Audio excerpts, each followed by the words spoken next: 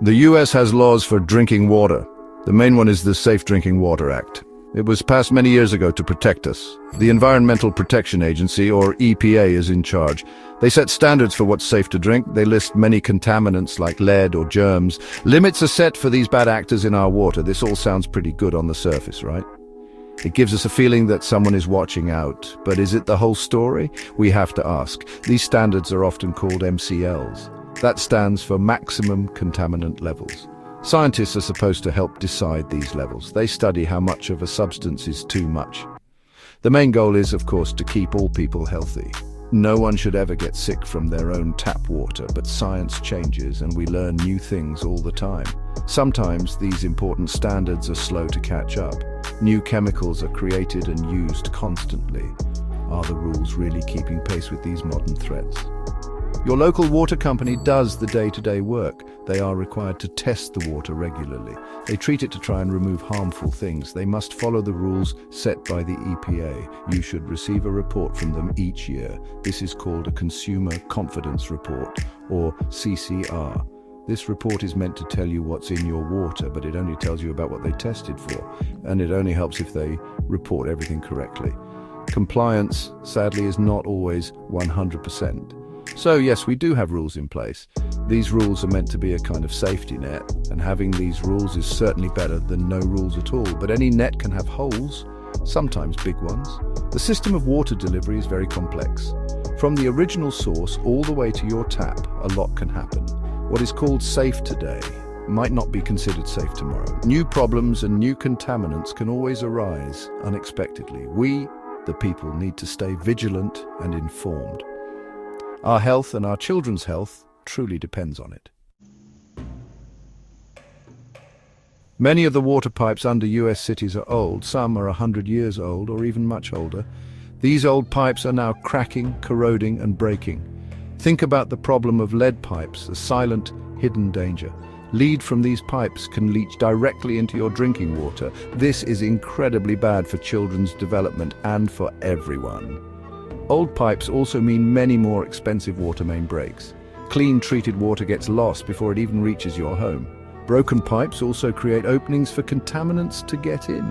Our aging infrastructure is failing many communities across the country. Farms often use a lot of chemicals to grow our food. Pesticides and fertilizers are spread on fields regularly. When it rains, these chemicals wash into rivers and lakes. They also seep down into the groundwater beneath our feet. Nitrates from fertilizers are a very big problem in some areas. These can be particularly harmful, especially for infants and young children. Rural areas, which are closer to large farms, are often hit hardest. Their local water sources are more easily contaminated by this runoff. Water treatment plants might not be equipped to remove all of them.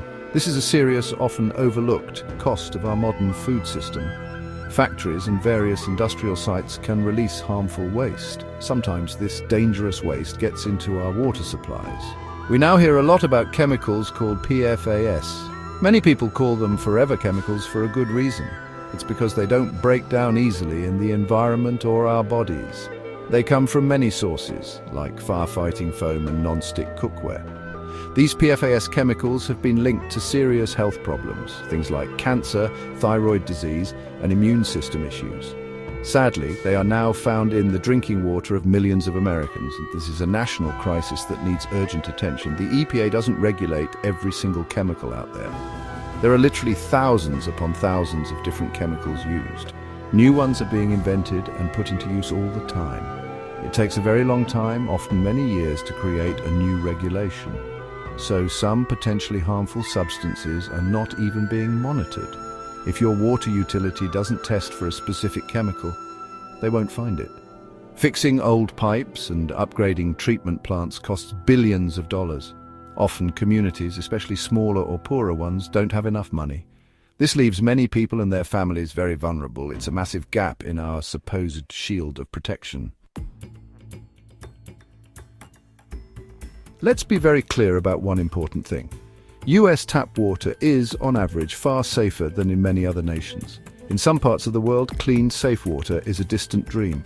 Millions of people there lack even basic, safe drinking water sources. They get sick, and many die from waterborne diseases every single day. We in the US mostly have pipes bringing water directly to our homes. We also mostly have treatment plants working to clean that water. This access is a huge advantage that we often take for granted. We should not and cannot ever forget that fundamental fact. But better than many certainly does not mean perfect or good enough. But here's the part that often gets glossed over. Water safety is not the same for every single person in America. Some communities here face absolutely terrible water problems daily. Just think of the people in Flint, Michigan. That was a man-made disaster. People in that city were poisoned by lead in their tap water for years. Often it is the low-income areas that suffer the most. Minority communities can also face much higher risks of contamination. Old failing pipes and nearby pollution sources hit them harder. This is not fair. This is not right. Every single American deserves safe water, no matter their zip code or income. Now, let's take a quick look at countries like Switzerland, or consider places in Scandinavia, like Norway and Sweden. Their tap water is often renowned for being incredibly pure and safe. They usually have very strict regulations, sometimes even stricter than ours. They also invest a significant amount of money in their water systems. They work hard to protect their natural water sources from pollution. Natural advantages, like mountains and pristine lakes, can help them too. These countries effectively show what truly is possible with commitment. They set a very high bar for national drinking water quality. Can America, with all its resources, reach that same level everywhere? So when you look at the big picture, the US is a mixed bag. We are generally better off than many developing nations, that's true. But we are certainly not the best when compared to some other developed countries.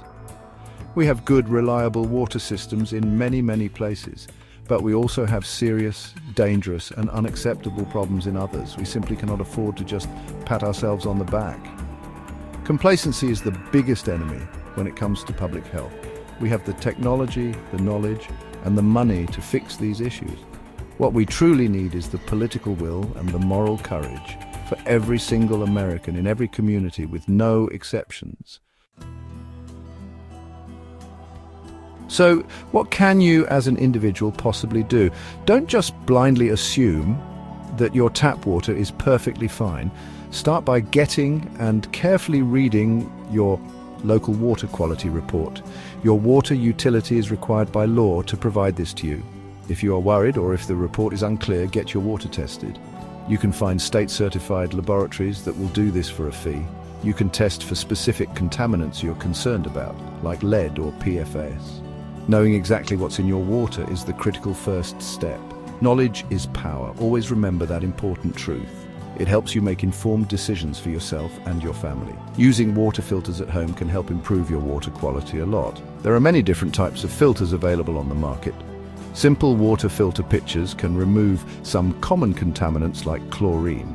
Faucet-mounted filters are another convenient and relatively inexpensive option. Under-sink filters are usually more robust and can remove more things. Whole-house filtration systems treat all the water coming into your home, but you must choose your filter very carefully. Different filters are designed to remove different types of contaminants. Make sure the filter you choose is certified to remove your specific problem. Look for certifications from groups like NSF International. Sometimes your local health department or utility might issue a boil water advisory. This usually happens after a major water main break or during a flood. Boiling your water for 1 minute kills most bacteria and viruses. But remember, boiling will not remove chemical contaminants like lead or PFAS. Bottled water is an option that some people choose to use. It can be a necessary temporary fix during emergencies or while traveling. But it creates an enormous amount of plastic waste, which is another problem, and it costs significantly more, hundreds of times more than tap water. It's also not automatically safer than properly filtered tap water. You need to think carefully about these kinds of trade-offs. Safe, clean drinking water is not and should never be a luxury. It is a fundamental, basic human right for every person. We all need it to live healthy lives and for our communities to thrive. We, the people, absolutely must demand better from those in charge. Speak up at local town meetings and contact your representatives. Support the many grassroots groups that are fighting for clean water. Hold your elected officials and regulatory agencies accountable for their actions. This ongoing fight is for our children and their future. It's for the health and well-being of all future generations. Don't ever give up on the fight for safe water for all.